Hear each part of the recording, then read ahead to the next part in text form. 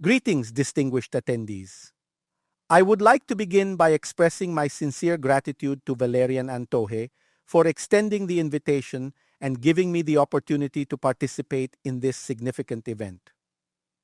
Due to technical considerations, specifically my presentation's extensive use of Geogebra's audio features and Google Meet's limitation of transmitting audio from only one Chrome tab, I have pre-recorded my presentation and uploaded it to YouTube to ensure optimal sound quality and seamless delivery.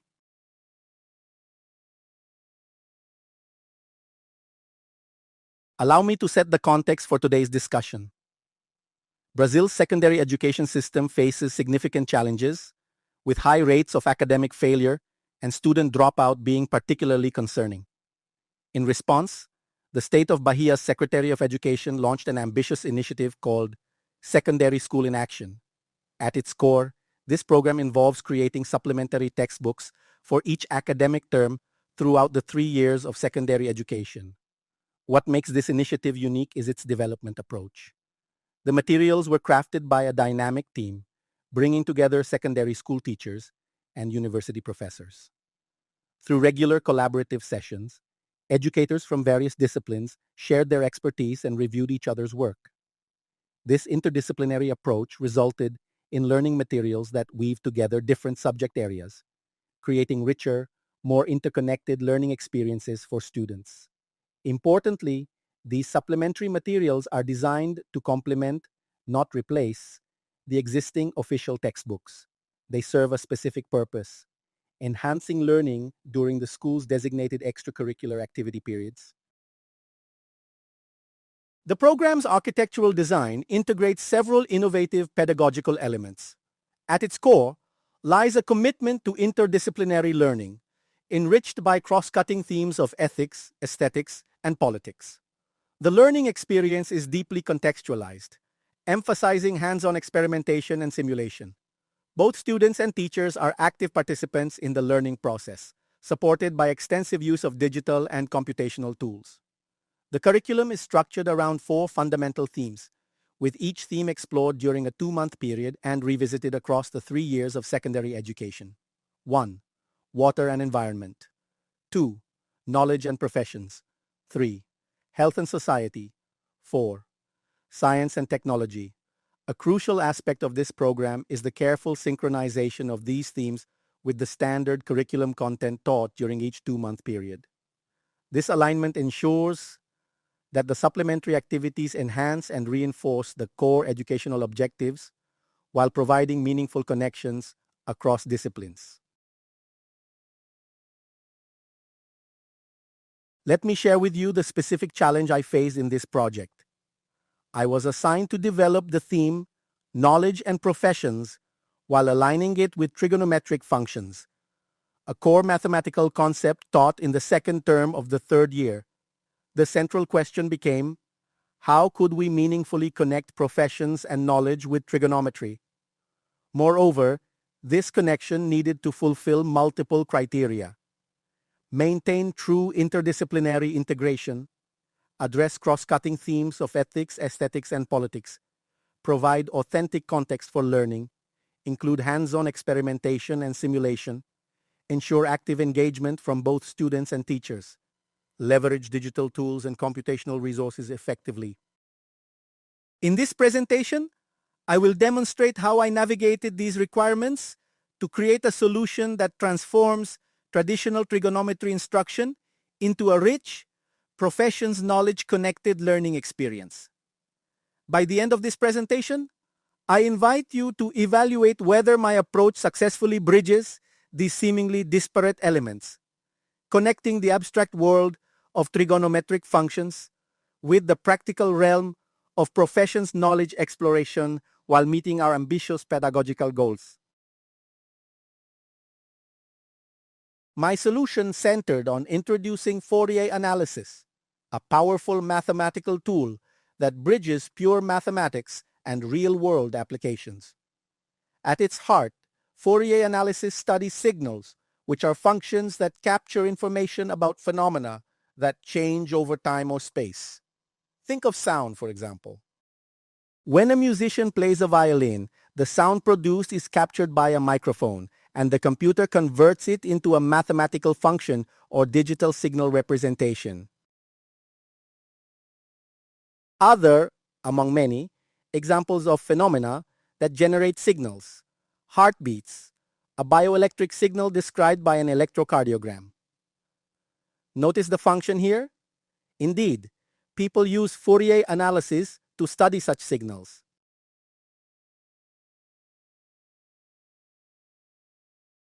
Another example, the seismic waves produced by an earthquake. Notice the function here. The molecular vibrations in a chemical sample irradiated by infrared light. The variations in the value of a stock on the stock market. See the graph of the function up, down, down, up. Now an example of a signal that varies in space. Digital photographs. The light intensity of the photograph varies according to the pixel position in the digital image. To definitively make it crystal clear to professors and students about the strong connection of Fourier analysis knowledge with various professions, in the material we wrote, we inform that 1. The most cited mathematics article of all time is precisely about Fourier analysis, and that 2. Approximately 3/4 of the Nobel Prizes in physics were won for work using tools and concepts from Fourier analysis. The Nobel Prize in Chemistry in 1985 and the Nobel Prize in Medicine in 1962, 1979, and 2003 are also related to Fourier analysis. For the case of periodic phenomena, the basic idea of Fourier analysis is the following. Periodic signals can be approximated by sums of trigonometric functions of the form y equals a sine of bx plus c, with a, b, and c constants. This is the principle we will investigate using, for this purpose, sound experiments. As a first mental exercise about the nature of sound, we propose the following problem. In a laboratory, in the absence of air currents, a lit candle is placed in front of a speaker playing low-frequency sounds at a constant volume. Describe the movement the candle flame will exhibit. Given the potential hazards with fire manipulation, we have provided 2 video resources documenting the experimental procedure should the instructor deem it inadvisable to conduct the demonstration personally. These materials allow students to corroborate their hypotheses concerning the flame's behavior and validate their intuitive predictions regarding its movement. The video recordings presented elucidate that the candle flame exhibits oscillatory behavior under the experimental conditions delineated. Extant research indicates that individuals generally possess an imprecise conceptualization of the nature of sound, frequently providing inaccurate descriptions of the candle flame's behavior in this experimenta. A prevalent misconception is the supposition that the flame maintains a continuous inclination towards one side during the emission of sound from the loudspeaker. In physics, sound is a longitudinal mechanical wave that is perceived by our ears and interpreted by our brain. Wave because sound is a phenomenon associated with the transport of energy through vibrations. Mechanical because the vibrations occur in particles in a material medium. Air molecules or a vibrating wall transmit the sound. Longitudinal because the direction of transport is parallel to the direction of vibration. A question that naturally arises in this context is whether it would be possible to extinguish fire with sound.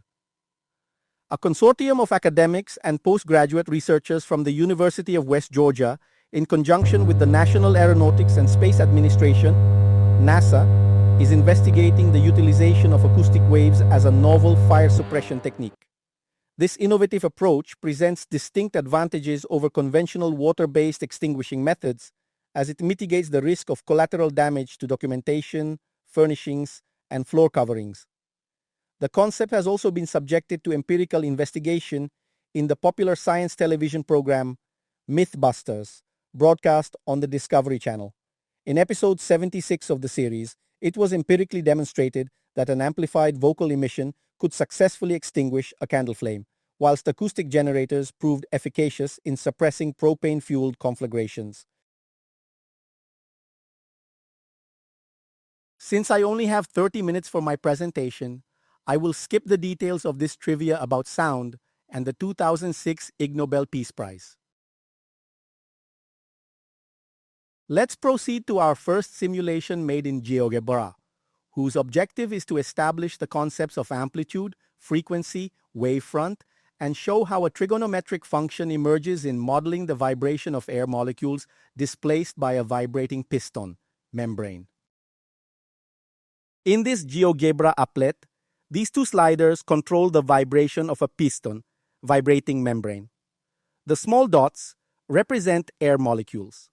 The student is asked to investigate how these two controls affect the movement of the air molecules and the corresponding wavefront propagation. Of course, this is just an allegory because air molecules are not arranged so uniformly in a line like soldiers.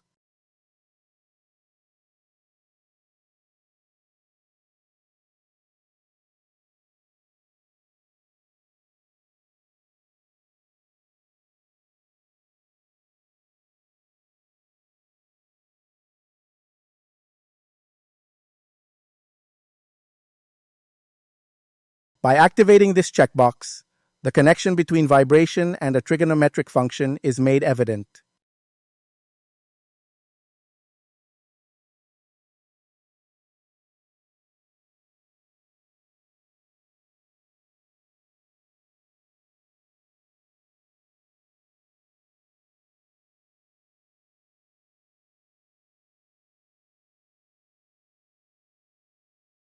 The GeoGebra applet can be complemented with physical experiments using a slinky-type toy.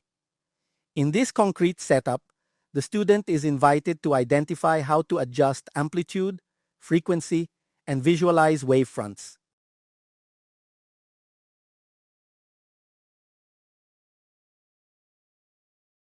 This is another important GeoGebra applet where the student can numerically adjust the values of the amplitude A, the frequency K, and the phase C, while simultaneously visualizing the trigonometric function and listening to the corresponding sound. Let's see it in action.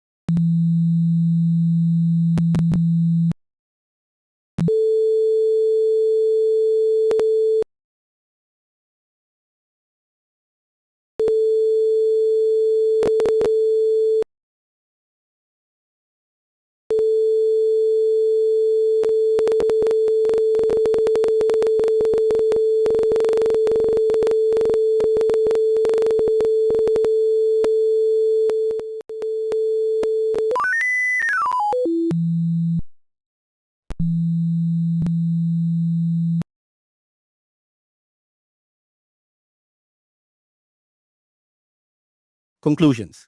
1. The amplitude A of a sinusoidal wave determines the intensity, volume, of the corresponding sound. The greater the magnitude of the amplitude, the greater the sound intensity. 2. The frequency K determines the pitch. The higher the frequency, the more acute or higher the sound. 3. The human ear cannot perceive changes in phase C of a wave.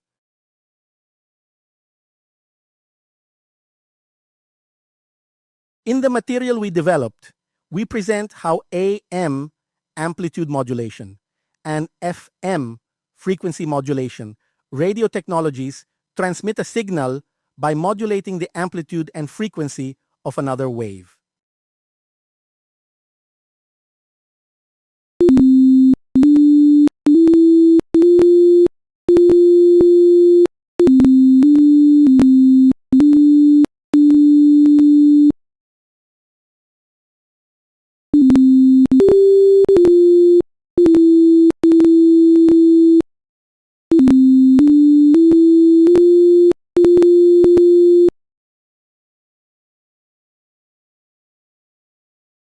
As the saying goes, one swallow does not make a summer. Things become much more interesting when two or more waves are summed up.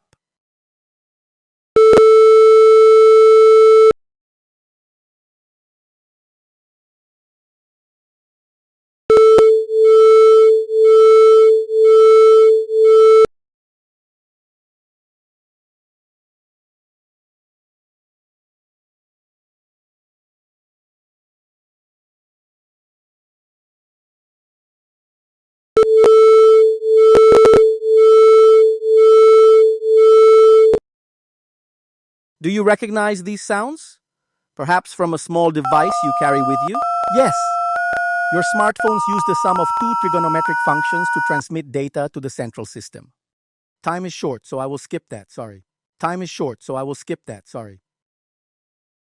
In the same way that through a prism, visible white light, an electromagnetic wave, can be decomposed into pure lights identified by frequency, color, amplitude, intensity, and phase, complex sound waves can also be decomposed into pure sinusoidal sound waves. Fourier analysis aims to study this process. Given a sound, or more generally a signal, to obtain the frequencies and amplitudes that compose it. Spectral analysis. This will require differential and integral calculus. Secondary students can still experience such decompositions without calculus using software like Audacity, Atune, etc. Another way to visualize the sum of trigonometric functions and Fourier analysis is through the theory of epicycles, which consists of the combination of two or more coupled circular motions in the Cartesian plane, or if you prefer, in the Argand-Gauss plane using complex numbers. The theory established by Fourier can be used to approximate the trace of closed planar curves and explain the theory of epicycles proposed by Apollonius of Perga, 3rd century BC, used in the Ptolemaic model for the solar system.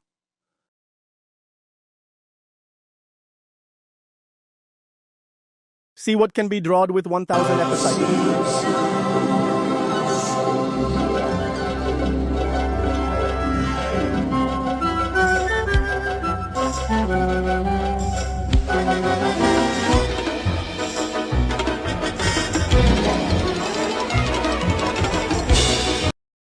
Here is our hero, the French mathematician Jean-Baptiste Joseph Fourier.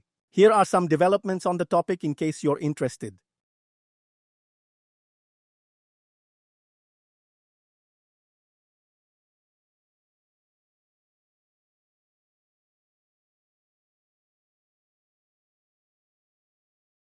Thank you for your attention and patience.